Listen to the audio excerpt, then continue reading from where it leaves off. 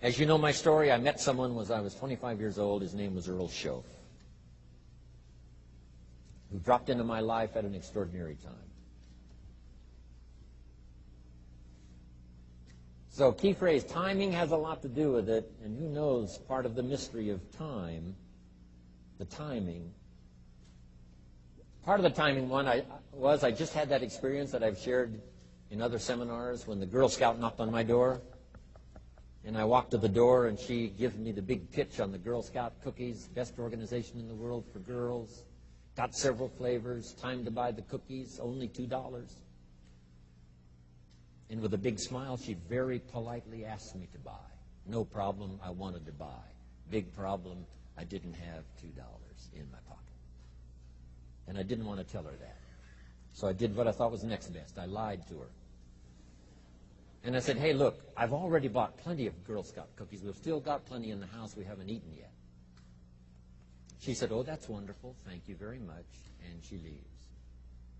When she leaves, I say to myself, I don't want to live like this anymore. I mean, how low can you get lying to a Girl Scout? I mean,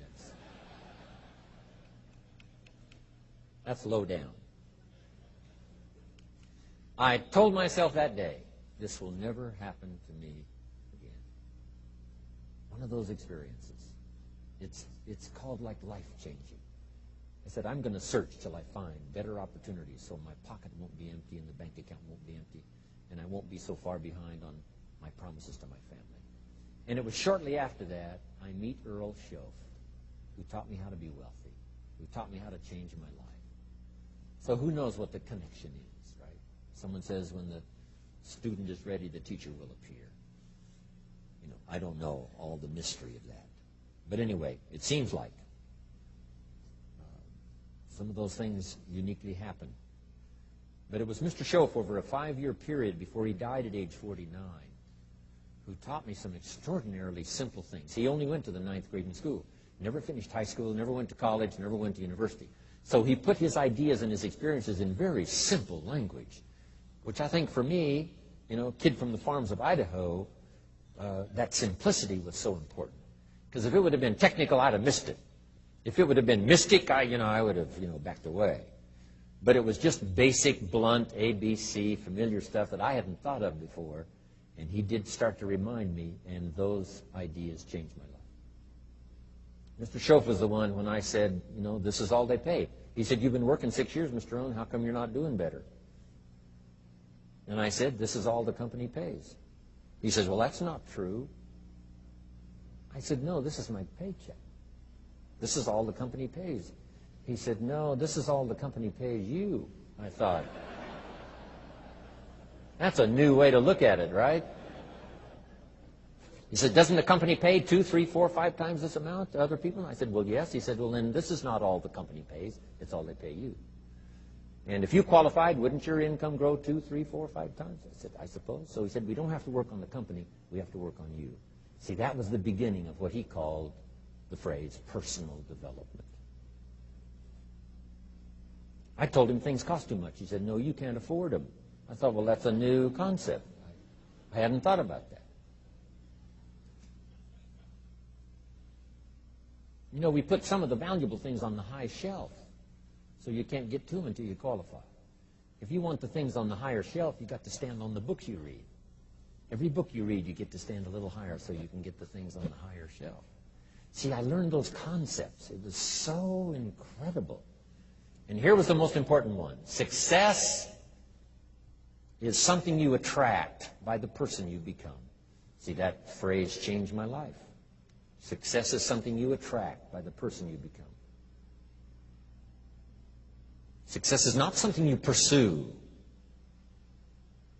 It's like chasing a butterfly. You can't quite catch it. Success is something you attract by becoming an attractive person. See, those were new concepts to me. I'm just working hard trying to make a living. Here's what he said to me. This changed my life. I got a chance to teach this in Moscow and across Russia. 3 visits, now the 4th. Here's what Schoaf taught me. Profits are better than wages.